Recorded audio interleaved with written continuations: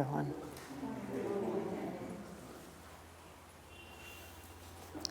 I believe that last week we reached the end of Book 9, Canto 1, which describes Savitri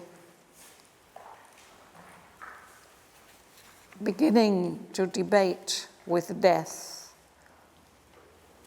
On page 580, in the middle of the page, Death tells her, "O mortal, turn back to thy transient kind. Aspire not to accompany death to his home, as if thy breath could live where time must die." And he goes on telling her how useless it is for her to follow him. But she's not, she doesn't answer him. On page 581, line 365, the woman answered not. Her high, nude soul, stripped of the girdle of mortality, against fixed destiny and the grooves of law, stood up in its sheer will, a primal force. Still like a statue on its pedestal, lone in the silence, and to vastness bared, against midnight's dumb abysses piled in front, a columned shaft of fire and light she rose. Savitri is like a column of flame. When we read these lines last week, I thought of suggesting to you, if you can, to have a look at the paintings for these two cantos of Canto 9 and Canto 10 that are in the picture gallery. These are among the most powerful paintings that Huta has ever made, according to me.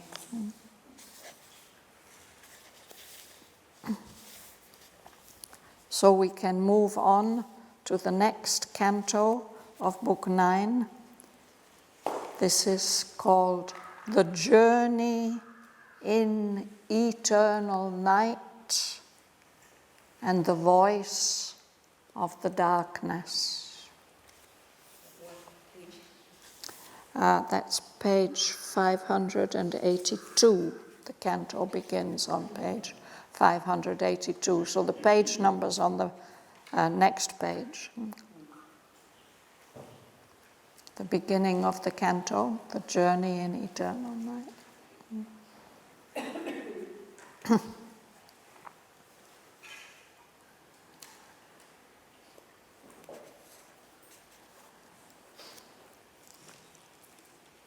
I can't see who is sitting up there at the back. You just turned round. Would you like to read? Yeah, me? Behind you.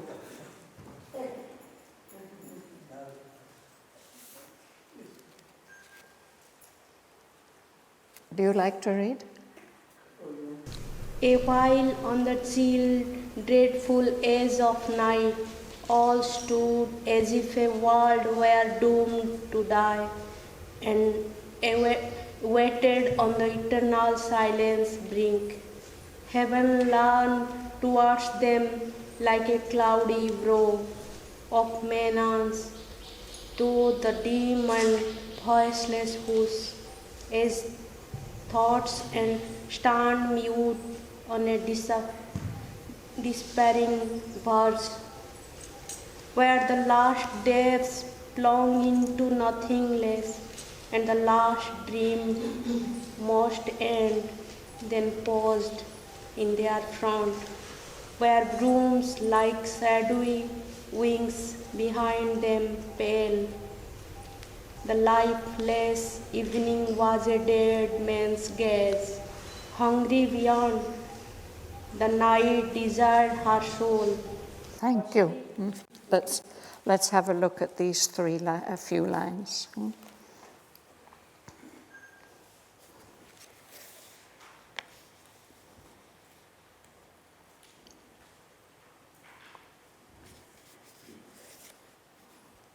It's as if everything's waiting on this dreadful edge of night.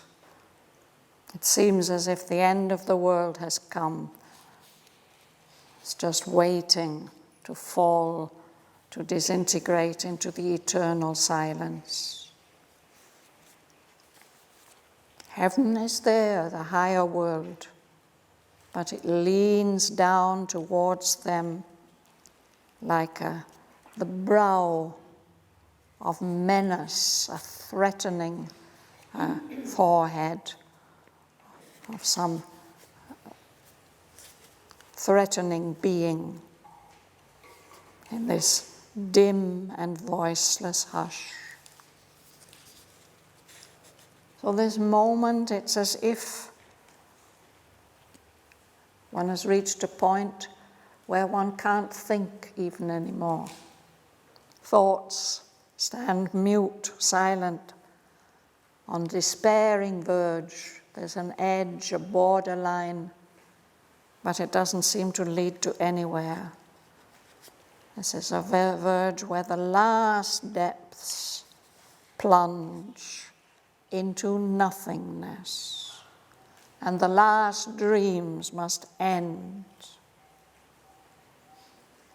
So there, on this kind of borderline, these people paused. Satyavan, death, Savitri.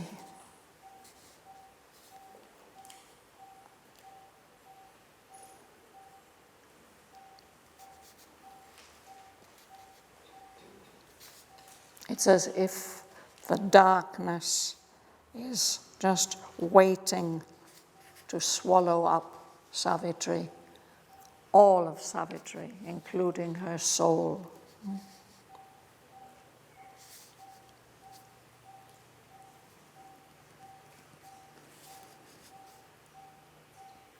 Will you read, please? But still in its lone niche of template strength, motionless, her flame bright spirit, mute, erect, born like a torch fire from a windowed room, pointing against the darkness' somber breast. The woman first affronted the abyss, daring to journey through the eternal night. Armored with light, she advanced her foot to plunge into the dread and hueless vacancy. Immortal, unapplied, her spirit faced the danger of the ruthless, eyeless west. Against night's inky ground, they stood, molding mysterious motion on her human tread, a swimming action and a drifting march, like figures moving before eyelids closed. All as in dreams went sleeping, gliding on. Thank you. So here there's a change, no? Satyavan has been leading, and death behind him, and Savitri has been following behind death. But now when they come to this edge of apparent total disintegration and darkness, she's the first one to step forward, and they will follow her. She's not dark. Her spirit is visible like a flame. So she steps forward. The woman first affronted the abyss, that dark nothingness. She dares to journey through the eternal night. She's armored with light. She's protected by her own light. She advanced her foot to plunge into the dread and hueless vacancy. This was the painting we were just looking at, Savitri stepping forward.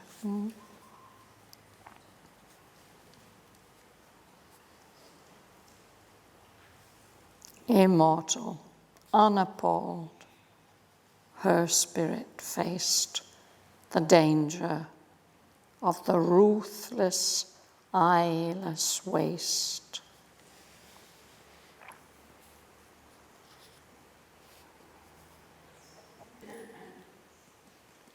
So because she moves on, they move on.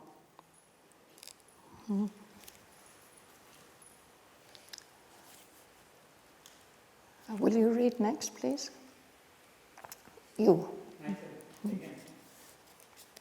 The rock gates' heavy walls were left behind, achieved through passages of receding time, present and past into the timeless lapsed, arrested upon dim adventure's brink. The future ended, drawn into nothingness, amid collapsing shapes, the wound obscure. The fading vestibules of a tenebrous world received them, where they were seemed to move and yet be still, nowhere advancing yet to pass, a dumb possession, a dim picture bounds, not conscious forms threading a real scene. Let's pause there.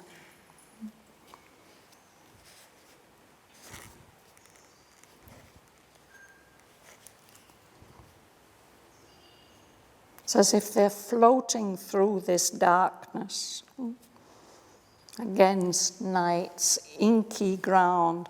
They stirred, they make a small movement, and they mold their mysterious motion on Savitri's road.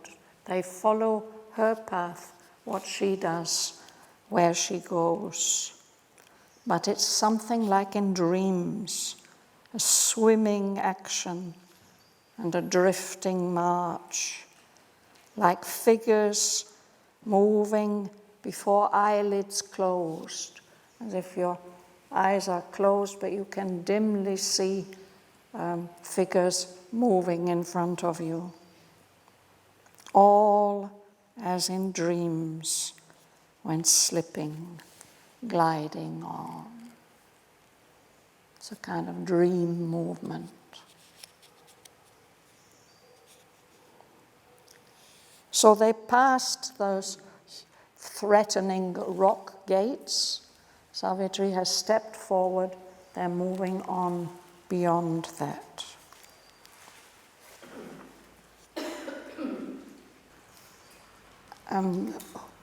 Where are we starting from now? A swimming motion. The rock gates' heavy walls were left behind. This is line 27.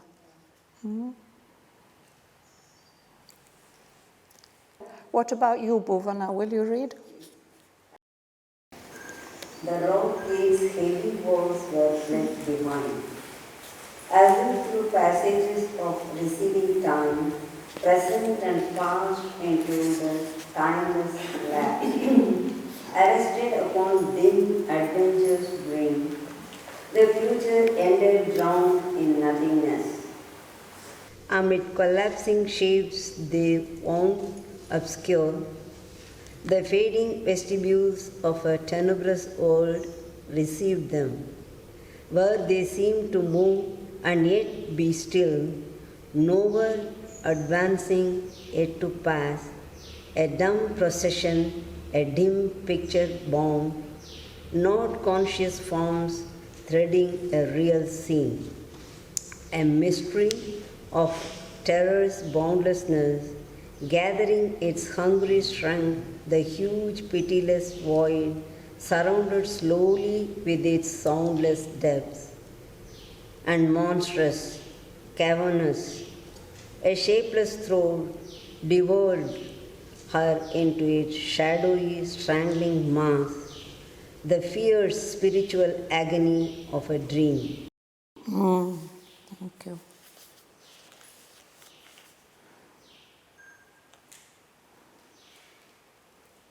It's as if she's being swallowed up by that darkness.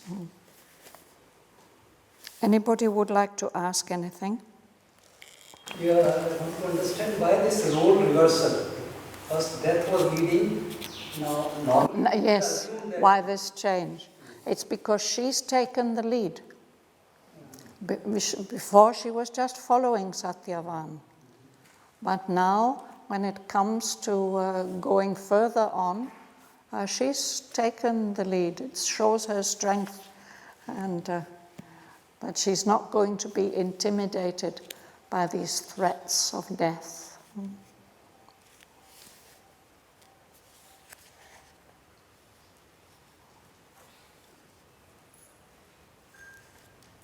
Tineke? The mystery of terror's boundlessness, gathering its hungry strength, the huge pitiless void surrounded slowly with its soundless depths, and monstrous, cavernous, a shapeless throat devoured her into its shadowy, strangling mass, the fierce spiritual agony of a dream. A curtain of impenetrable dread. The darkness hung around her cage of sense as, when the trees have turned to blotted shades, and the last friendly glimmer fades away. Around a bullock in the forest tied by hunters closes in no empty night.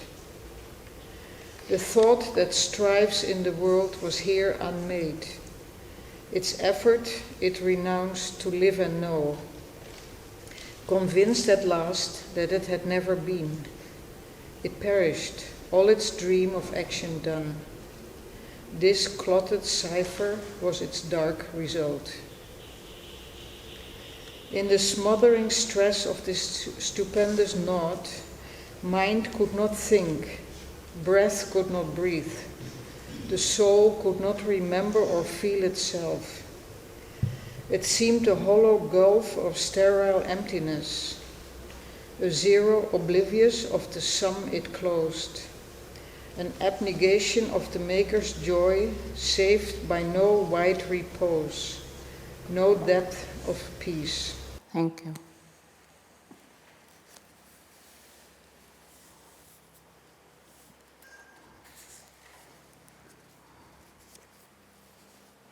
There's this wonderful picture of the poor bullock. No? He's the bait for the hunters, and they just tie him there in the forest. And he knows very well that it's not an empty forest, it's full of terrible predators. All he can do is just remain there and wait his fate. It's a very powerful image of the atmosphere that death is creating around Savitri.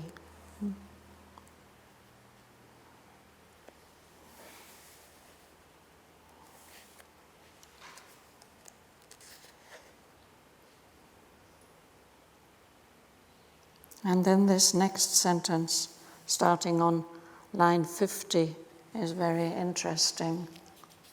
The thought that strives in the world was here unmade. It's unmade like a piece of knitting that you unravel. No? Whatever thought it was that has created the world. Now, in this realm where they are, in this state they are in, that doesn't apply anymore. That thought gives up, it renounces its the possibility of living and knowing. It's become convinced that it had never been, it's never really existed. That thought perished. All its dream of action done, finished. And all that's left is this clotted cipher. Clotted is something thick. A cipher is a nothingness. Is what? Nothingness. It's a thick, dark, clinging, viscous nothingness. On the next line it says it's even smothering. You can't breathe in that nothingness. The smothering stress of that stupendous nothing. Mind could not think, breath could not breathe, the soul couldn't remember or feel itself. The soul, seemed like a hollow gulf, a deep place of emptiness, which has no chance of producing anything useful. A zero, oblivious, unaware of the sum that it contains. An abnegation of the Maker's joy. The thought that has created all this world is a thought of delight, a will of delight.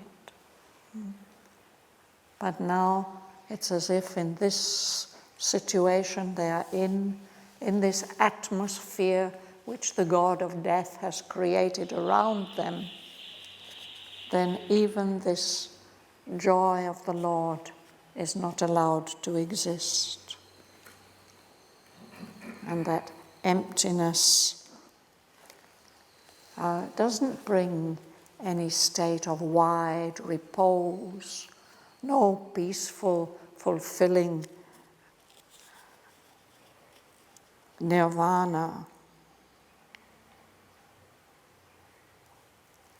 On everything that here claims to be truth and God and conscious self and the revealing word and the creative rapture of the mind and love and knowledge and heart's delight, all the positive things in the universe.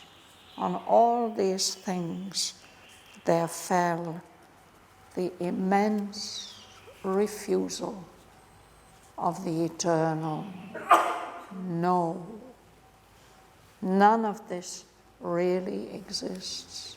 None of this is. There's a will and a consciousness which is saying no to everything that we would value. Truth, God, conscious self, a revealing word, the creative rapture of the mind, love, knowledge, the heart's delight. All of these are the things that we value and that make life worth living. But they are getting refused. The immense refusal of the eternal no.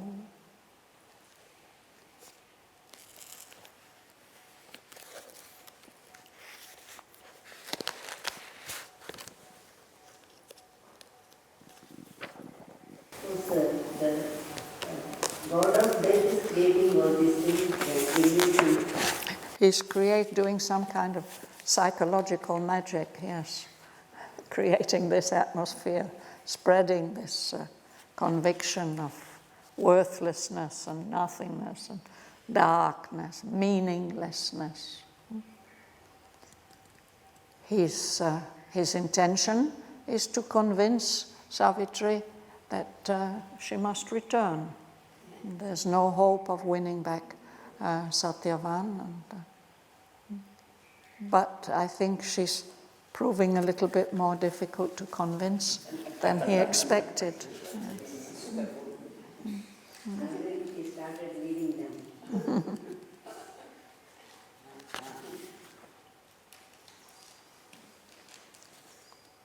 She does not get extinguished. That's the next line. Rani, would you like to read?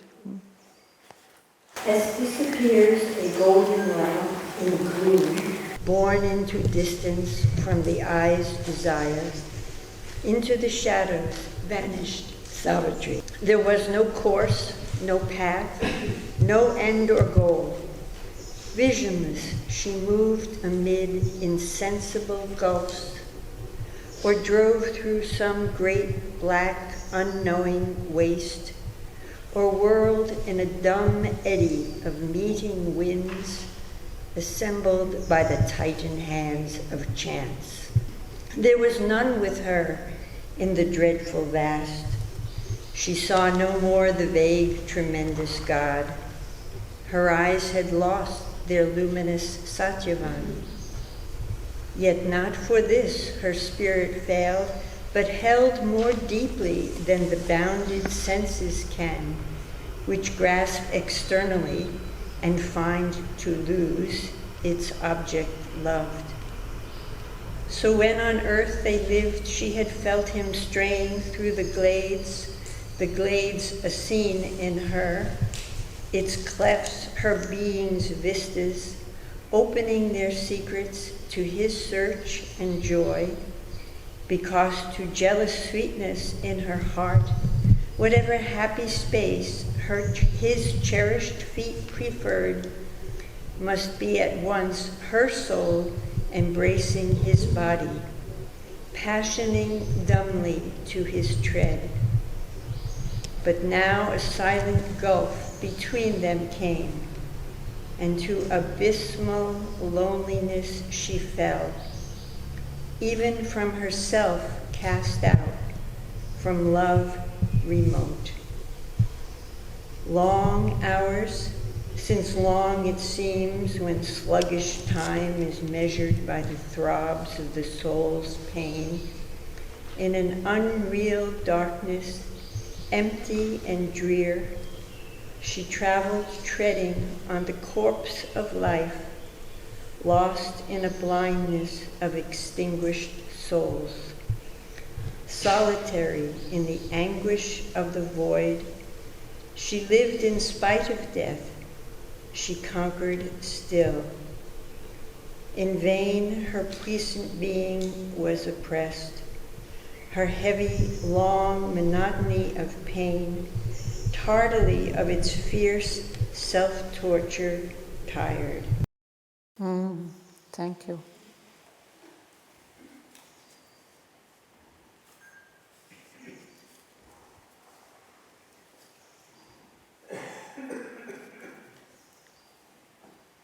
Much earlier in the poem, we've had a description of King Asvapati descending into the nether realms of darkness and having an experience like this, as if losing even the sense of his own existence. No? And he was able to continue existing in spite of that refusal and denial. And Savitri too can manage it. But apparently it must be some kind of experience which the soul may have when leaving the body or having left the body, a sense of denial that it has to overcome.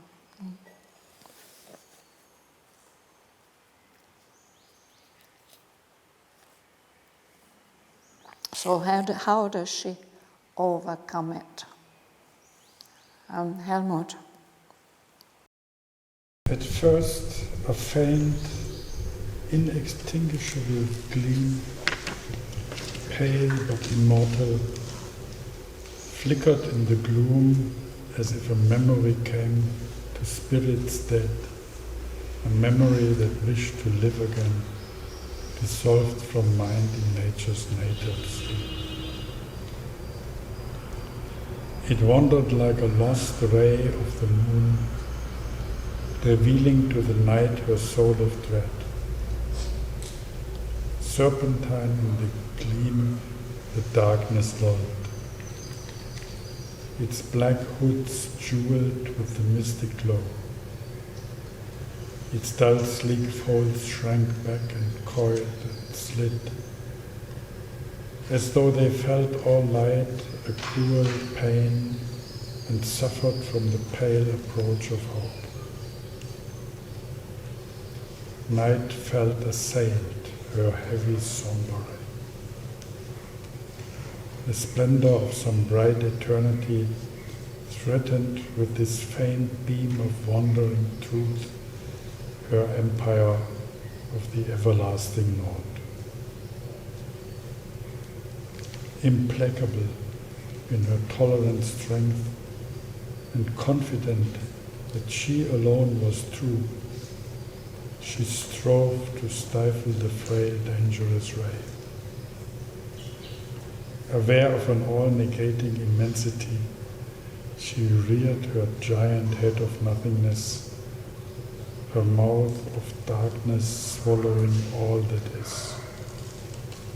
She saw in herself the tenebrous absolute. But still, the light prevailed, and still it grew, and Savitri to her lost self awoke. Her limbs refused the cold embrace of death. Her heartbeats triumphed in the grasp of pain. Her soul persisted, claiming for its joy the soul of the beloved, now seen no more. Before her, in the stillness of the world, once more she heard the treading of a god. And out of the dense darkness, Satyavan, her husband, grew into a luminous shade. Thank you.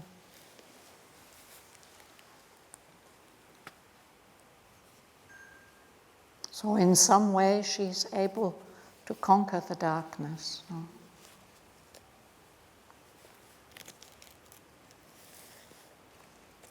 So then death challenges her again.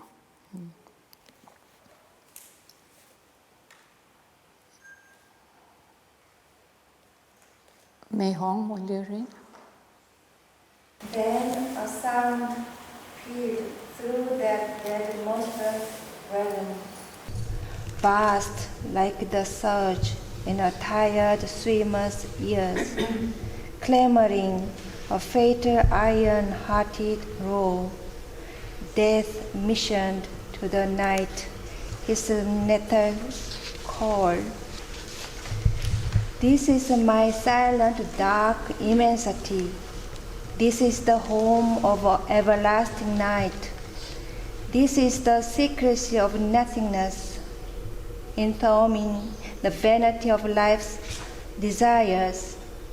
Hast thou beheld thy source, O transient heart, and known from what a dream thou art was made? In this stark sincerity of nude emptiness, hopest thou still always to last and love? The woman answered not, her spirit refused. The voice of night they knew, and death they thought, in a beginningless infinity. Through her soul's riches unconfined she gazed.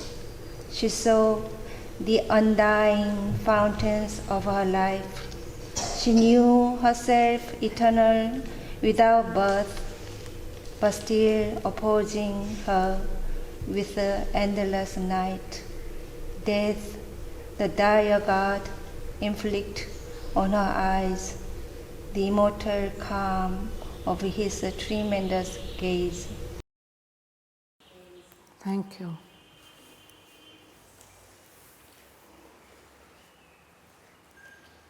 So he's trying to convince her, no? This is my silent, dark immensity. This is the home of everlasting night.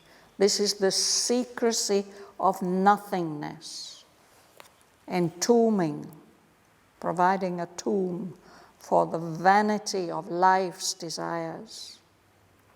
Have you seen your source? Have you seen where you've come from?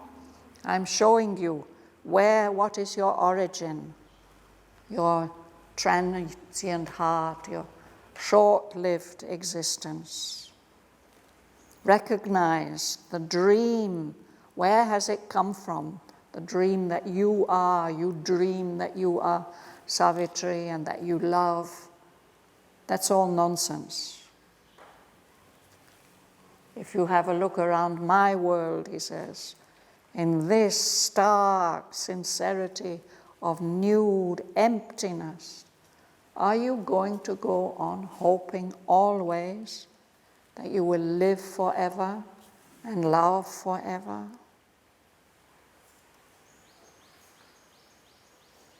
Savitri doesn't answer him, but she resists him with her inner strength. Her spirit refused that voice of night that knew, that seems to know, and death that thought. She's aware, because of all the experiences that she's been through, we have traveled with her through her yoga, in the whole of Book 6. She's aware of her own beginningless infinity. And she can look through these endless spaces of her soul's existence. She can see and know the source, the undying fountains of her life.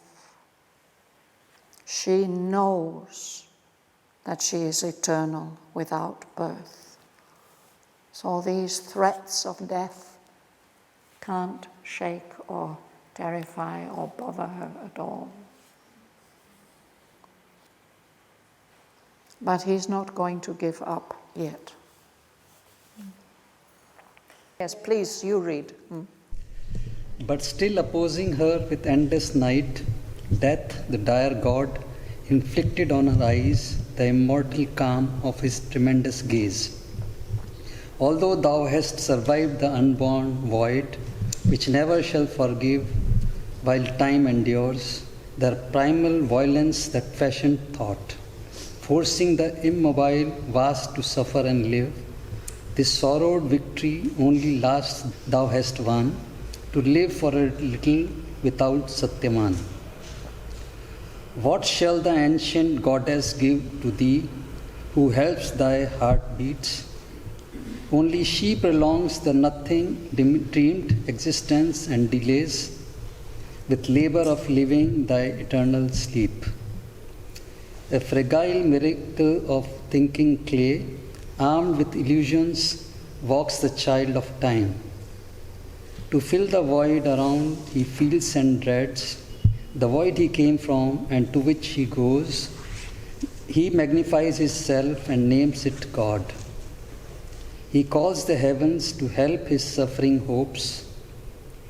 He sees above him with longing heart rare spaces more conscious than himself, that have not even his privilege of mind, and empty of all but their unreal blue, and peoples them with bright and merciful powers. For the sea roars around him and earth quakes beneath his steps, and fire is at his doors, and death prowls, baying the woods of life. Moved by the presences with which he yearns, he offers his implacable shrines his soul, and clothes all with the beauty of his dreams. The gods who watch the earth with sleepless eyes and guide its giant stumblings through the void have given to man the burden of his mind. In his unwilling heart they have lit their fires and sown in its incurable unrest. His mind is a hunter upon tracks unknown, amusing time with vain discovery. He deepens with thought the mystery of his fate and turns to song his laughter and his tears. His mortality vexing with the immortal's dreams, troubling his transience with infinite breath. They give him hungers which no food can fill. He is the cattle of the shepherd gods. His body the tether with which he is tied. They cast for fodder grief and hope and joy. His pasture ground they have fenced with ignorance. Into his fragile, undefended breast, they have breathed a courage that is met by death. They have given a wisdom that is mocked by night. They have traced a journey that foresees no goal. Aimless man toils in an uncertain world, lulled by inconstant pauses of his pain, scourged like a beast by the infinite desire, bound to the chariot of the dreadful gods. Thank you.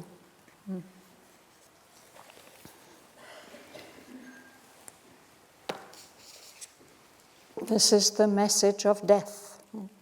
This is what he tries to convince us all.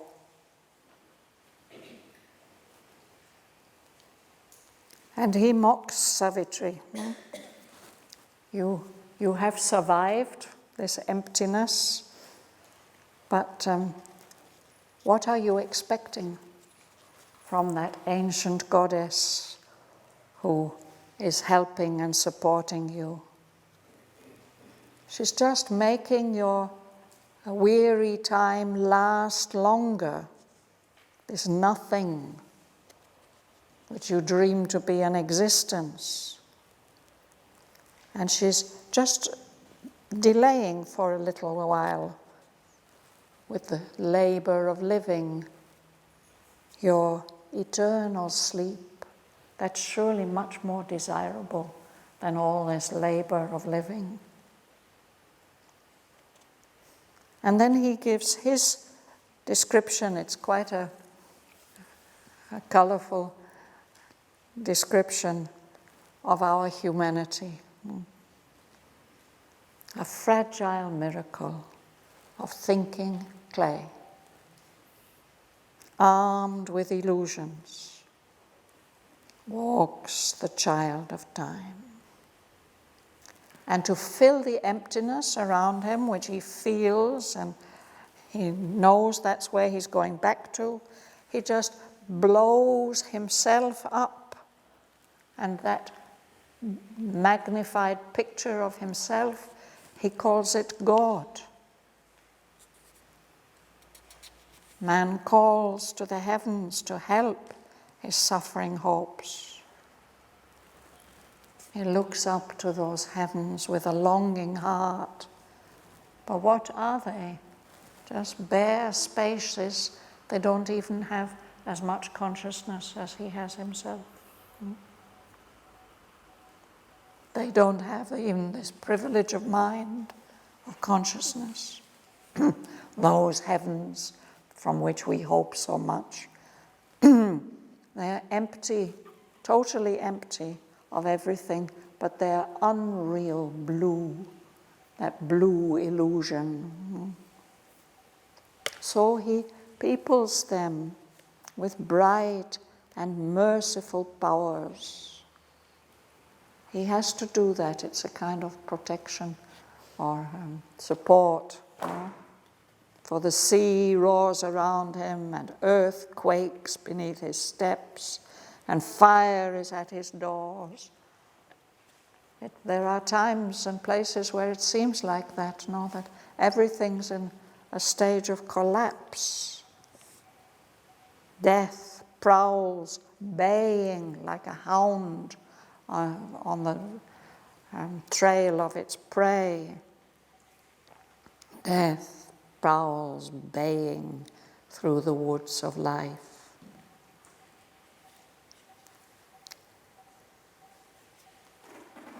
So we human beings, he yearns with these presences within him. So he offers his soul in implacable shrines, shrines which can never be satisfied. He tries to cover everything with the beauty of his dreams. The gods who watch the earth with sleepless eyes. So he does admit that there are gods like that watching. He says they watch the earth with sleepless eyes and guide its giant stumblings through the void, through the emptiness. Have given to man the burden of his mind. It's a load, it's a difficulty. In his unwilling heart, those gods have lit their fires, and like a farmer sowing seeds, they have sown in the heart of man uncurable unrest. Man can never be satisfied either. So his mind is a hunter upon tracks unknown. It's always exploring, but it's just passing the time with useless discovery. With thought, he deepens the mystery, the insoluble mystery of his fate. He turns to song, his laughter and his tears. It's one of the resources of humanity, creativity.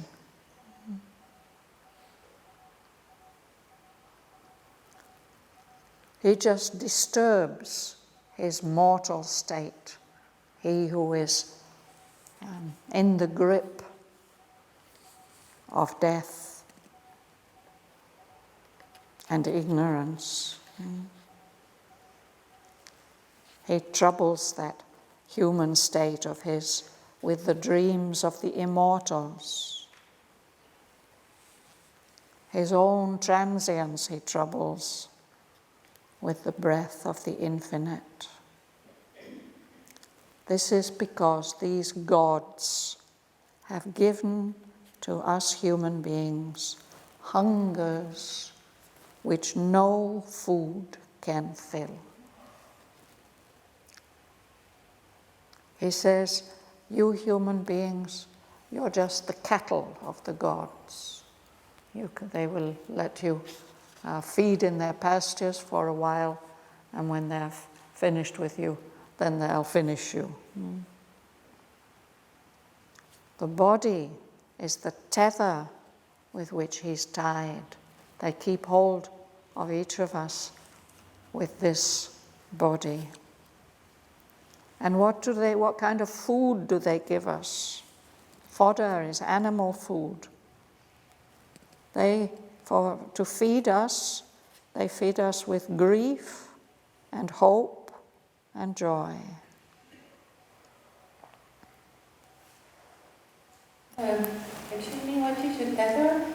A tether, it's the rope that you tie the animal with. You tether it to a post or somewhere.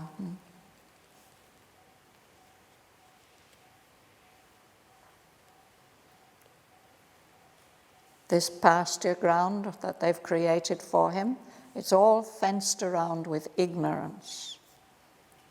And into the fragile, undefended breast of the human being, those gods have breathed a courage that is met by death. They have given a wisdom that is mocked by night. They have traced a journey that foresees no goal.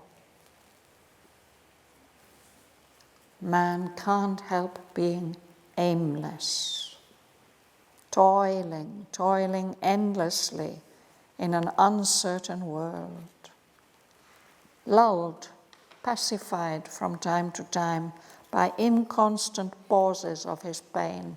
There are times that are not so bad. Scourged like a beast by the infinite desire, bound to the chariot of the dreadful gods. This is the picture which death paints for us of our human existence. This all seems to be very true. But this all seems to be very true. He's convincing, isn't he? He's quite convincing. Yeah. Except we have to remember that he's the great cheater, the great liar. No. He gives us half-truths, always half-truths, so we tend to believe what he says. Yes. And now he's going to offer her something.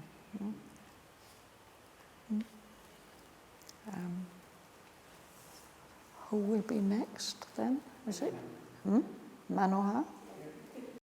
But if thou still canst hope and still wouldst love, return to thy body's shell, thy tie to earth, and with thy heart's little remnants try to live. Hope not to win back to thee Satyavan. Yet, since the strength deserves no trivial crown, gifts I can give to soothe thy wounded life.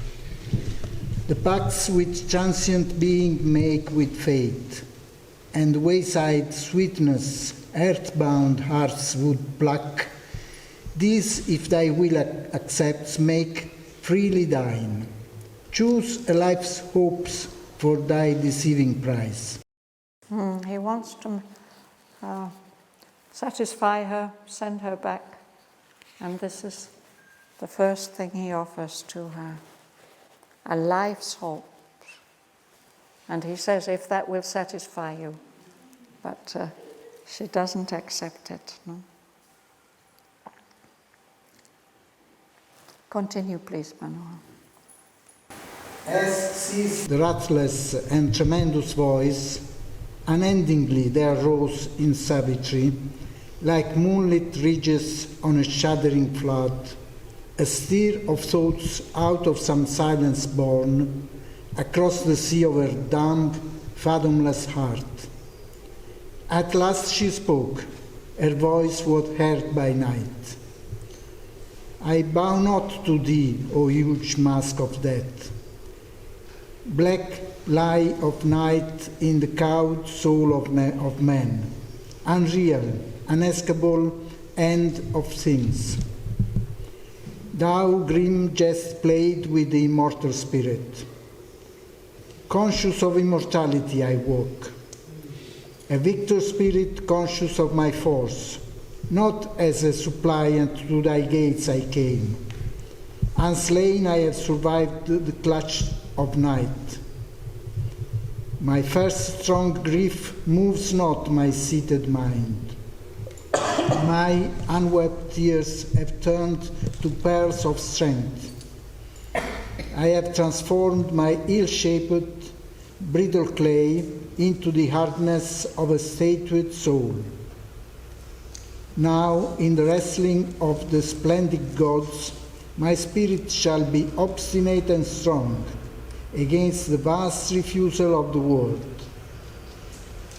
I stoop not with a subject mob of minds who run to glean with eager, satisfied hands and pick from its mire, mid many trampling feet, its scornful small concessions to the weak.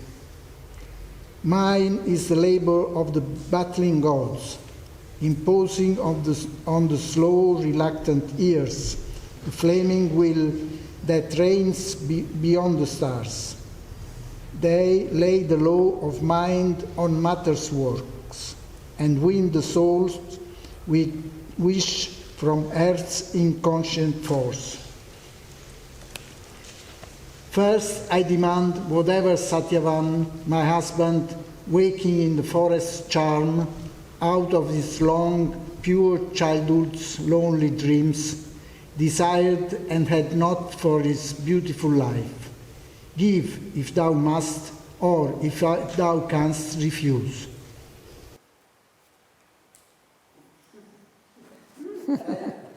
Yes, she said, I have not come as a suppliant. I haven't come asking anything from you. No. Give if you must.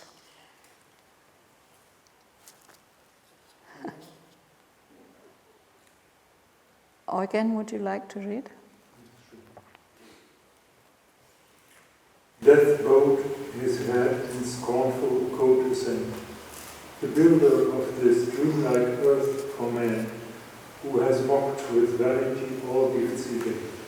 Uplifting his disastrous voice he spoke, indulgent to the dreams my touch shall break, I yield to his blind father's longing heart, kingdom and power and friends and greatness lost, and royal trappings for his peaceful age, the pallid pomps of man's declining days, the silvered decadent glories of life's fall.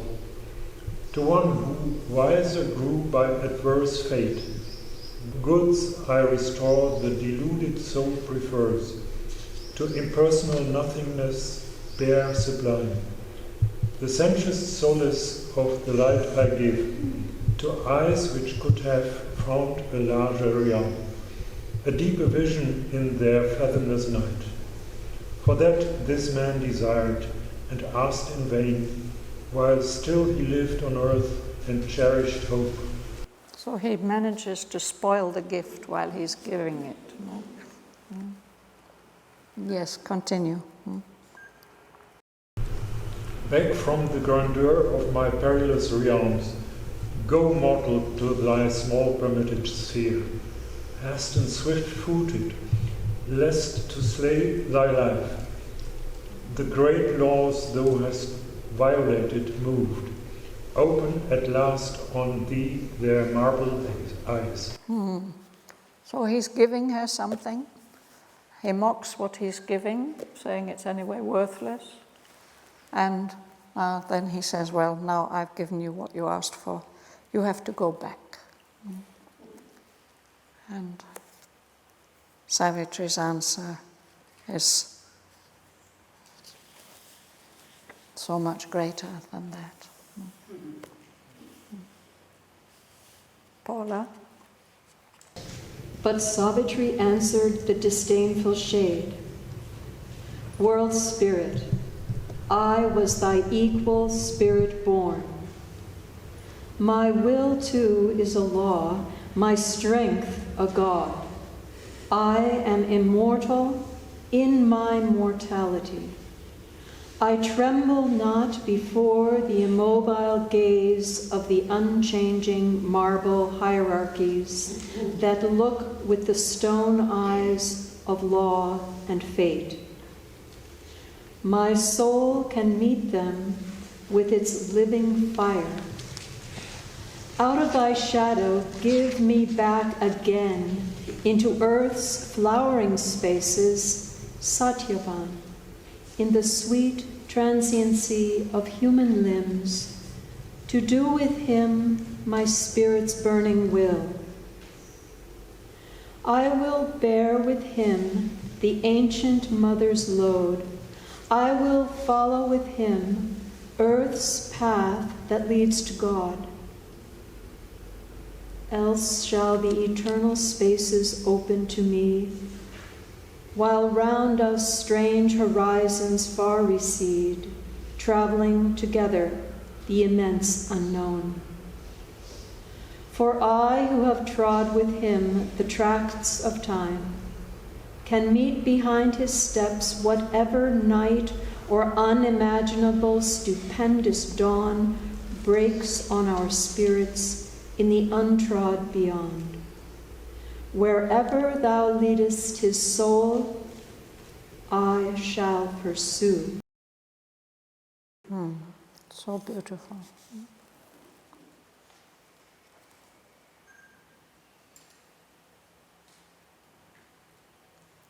But he will not give up yet.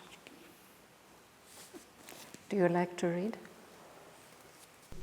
But to her claim opposed, implacably, insisting on the immutable decree, insisting on the immutable law, and the insignificance of created things. Out of the rolling wastes of night there came, born from the enigma of the unknowable depths, a voice of majesty and appalling scorn. As when the storm herald, Titan striding sea, throws on a swimmer's its tremendous laugh, remembering all the joy its waves have drowned. So from the darkness of the sovereign night, against the woman's boundless heart arose the almighty cry of universal death. Hast thou got wings or feet that tread my stars, frail creature with the courage that aspires, forgetting thy bounds of thought, thy mortal robe? Their orbs were coiled before thy soul was formed. I, death, created them out of my void. All things I have built in them, and I destroy. I made the worlds my net, each joy I mesh. A hunger, armorous of its suffering prey, life that devours. My image see in things. Mortal, whose spirit is my wandering breath, whose transience was imagined by my smile. Flee, clutching thy poor gains to thy trembling breast. Pierced by my pangs, time shall not soon appease. Blind slave of my deaf force, whom I compel to sin that I may punish, to desire that I may scourge thee with despair and grief, and thou come bleeding to me at the last. Thy nothingness recognized, my greatness known. Turn not attend forbidden happy fields, meant for the souls that can obey my law. Lest in their somber shrines thy tread awake from their uneasy, iron-hearted sleep, the furies who avenge fulfilled desire. Dread lest in skies where passion hoped to live, the unknown lightnings start and terrified, lone, sobbing, haunted by the hounds of heaven. A wounded and forsaken soul, thou flee through the long torture of the centuries. Nor many lives exist the tireless wrath Hell cannot slake, nor heaven's mercy assuage. I will take from thee the black eternal grip, clasping the heart, thy fate's exiguous dole. Depart in peace, if peace for man is just.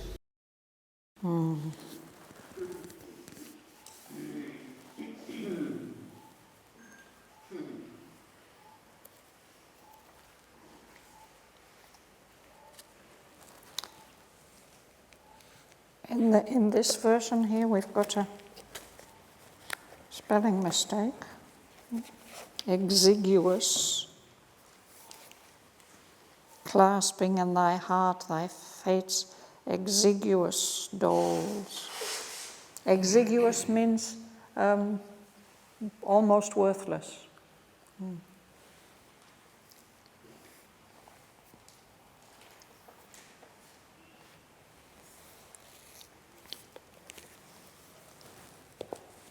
Is it clear, all this? Anybody would like to ask anything? Meaning of immitigable. Immitigable. Immitigable, yes. Something which is immitigable, it can't be mitigated, it can't be made less.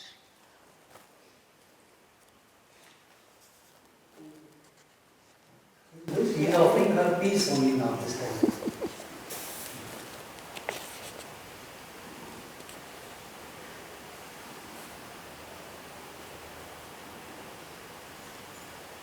I think these next lines are all the most powerful in the whole book. Where Savitri answers him. Yeah, she finishes it. But perhaps we'll leave them for next week. Yes. Yes. What is a slake? To slake, you need to slake your thirst. You're so thirsty, you have to drink some water or something to slake it. I think also it's something you have to do with lime, isn't it? If you want to make lime usable for construction, you have to pour water on it. The thirst of that line is finished. If you pour water, it doesn't absorb more water, so the thirst of the line is over. The slake line we have is without any heat. What is exiguous?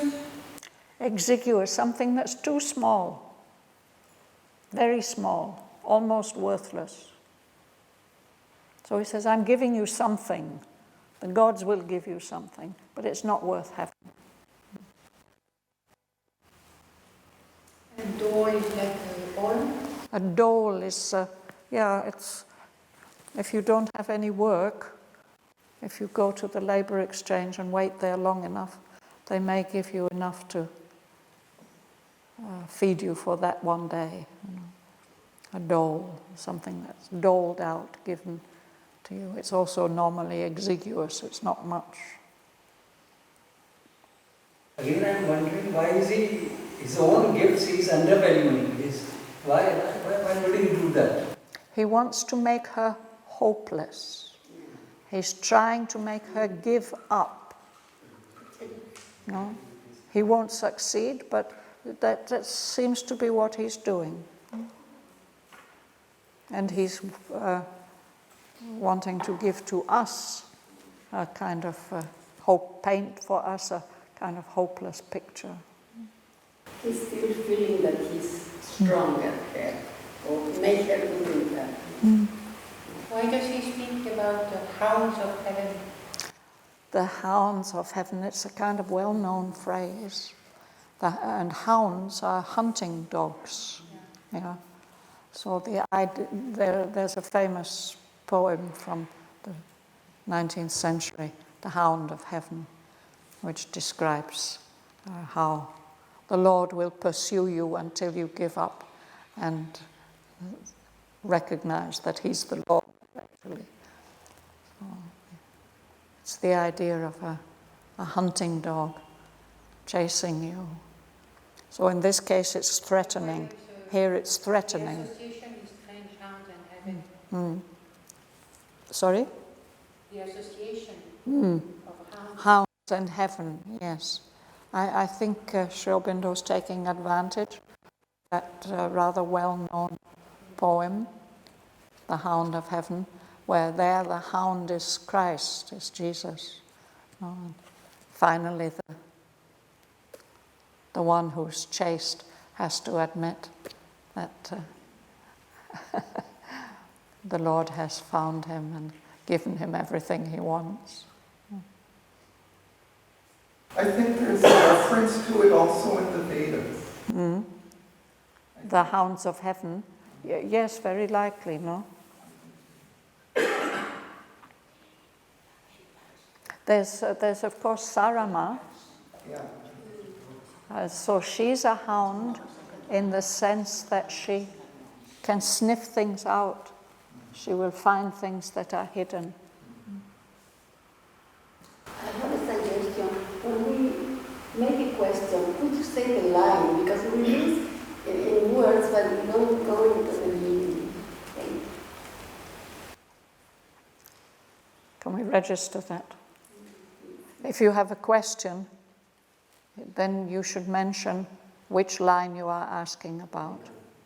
Yes, so that means taking a bit of time when you've put your hand up and they're ready to listen to your question, then you would say this is referring to line so and so, this word. Yeah, we can try this discipline. Yes, so again, this line 55, I don't get this image of hounds of heaven. Still that, you refer to that poem, but still that image is not clear to me. What does it refer to? Well, it's the idea of the hound is hunting. Yes. He's chasing you. And here it is very threatening that what you are doing, Savitri, is you are flouting the divine laws. And if you had better stop that immediately, otherwise these hounds of heaven, these furies, these punishing deities are going to come and punish you for being so demanding. And, so there are hounds in the heaven also who punish gods. Yeah. Is it that way? I think there may be different nuances to the meaning of a hunting dog, no? Yeah, this is what I wanted to say, the same thing. Heaven is supposed to be compassionate. So why are we afraid, no? But of course sometimes we are, and sometimes, as with here, we are threatened, no? That the furies will come and punish you for your disobedience and your demands. That's only supposed to be. But as we know, the Asura is also Brahman. Well, it depends what role he's playing in the play, at the time. But it's a fear-based point of view. That's what I understand. Yeah, maybe it's a Christian ideal, no? Yeah, I should try and bring you the text of this this beautiful poem. They are descending from heaven and they're punishing. Well, that's what he's suggesting here. In the poem, in the Christian poem, it's not like that. It's that the Lord will be always following you until you surrender to him. And then as soon as you do that, you will wonder why you ever resisted him.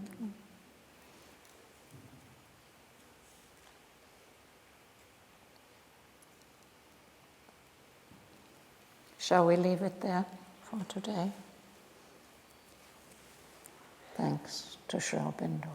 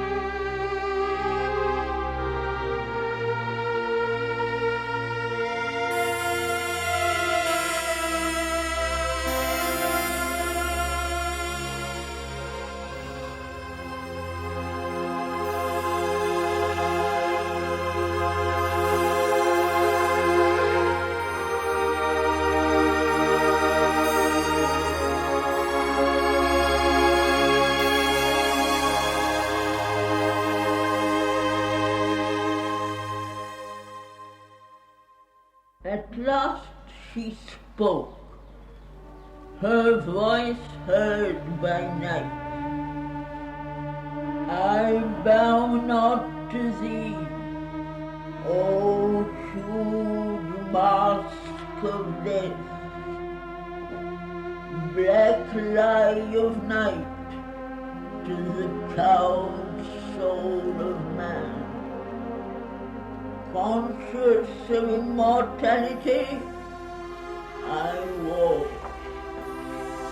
First, I demand whatever Satyavan, my husband, waking in the forest to charm, out of his long, pure childhood's lonely dreams, desired, and had not, for his beautiful life, give if thou must, or if thou canst refuse.